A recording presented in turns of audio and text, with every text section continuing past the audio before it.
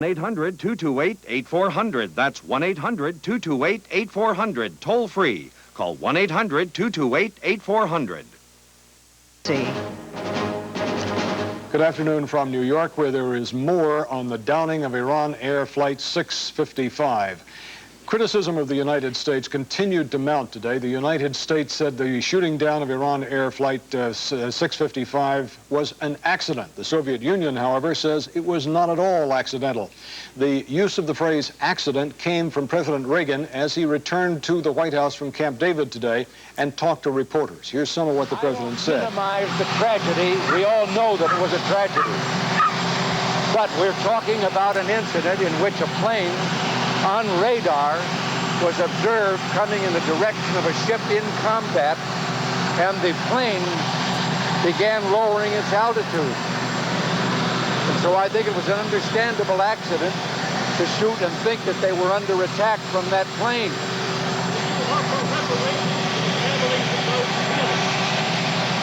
I've ordered an investigation, and I'm going to wait till I hear the result of the investigation.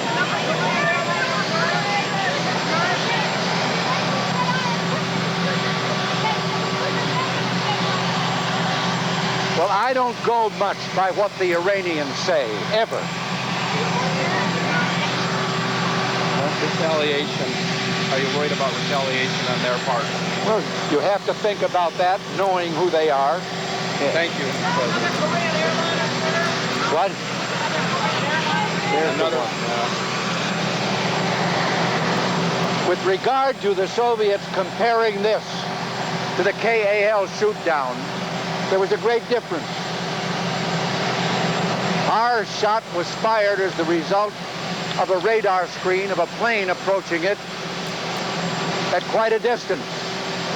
Remember, the KAL, a group of Soviet fighter planes went up, identified the plane for what it was, and then proceeded to shoot it down. There's no comparison.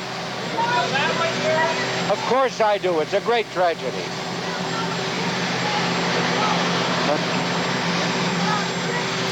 Will our ship stay in the Gulf? Yes. Thank you, Mr. President. We want peace in the Gulf, but we also want the right of navigation of international waters. So President Reagan angrily rejecting any comparison between this incident and the shooting down of KAL Flight 007. The question seems to be now, how could this have happened? How could a system as sophisticated as the Aegis anti-aircraft system aboard the Vincennes have mistaken this airliner for an F-14? Jim Miklaszewski, our Pentagon correspondent, is standing by in Washington.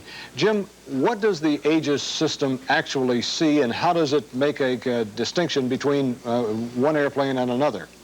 Well, John, in light of this incident, we're learning more and more about the capabilities of the Aegis cruiser and its incapabilities. It can tell an operator, for example, a flight path, what kind of radars a plane has, speed, altitude, and based on all those factors, make a determination on what kind of airplane it probably is.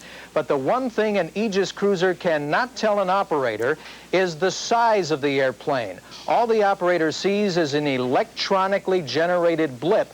All the blips are the same size, so it's conceivable that the operator in this case could not tell that this was a much larger civilian airliner and not a smaller F-14.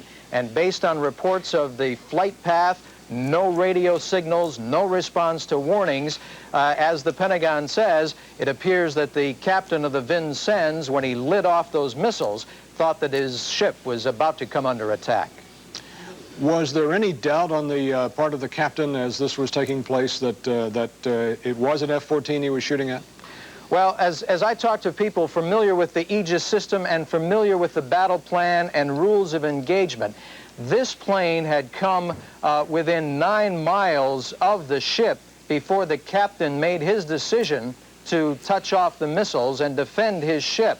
Now, in the case when an Iraqi jet attacked the Stark, the Iraqi, for example, fired at some more than 20 miles away from the ship. So the feeling is that the captain waited until the last possible minute before taking that decisive action. Okay, Jim Miklaszewski in Washington. It must be remembered, of course, that American ships have come under attack from the Iranians in the past, and the United States was exercising what it believed to be due diligence. But the controversy continues, and the criticism of the United States continues to mount from countries which are not necessarily friendly toward the United States. And the United States continues to say that it was an understandable accident. We'll have further details tonight on NBC Nightly News. I'm John Dancy in New York. Thank you for NBC News. We now join the program already in progress.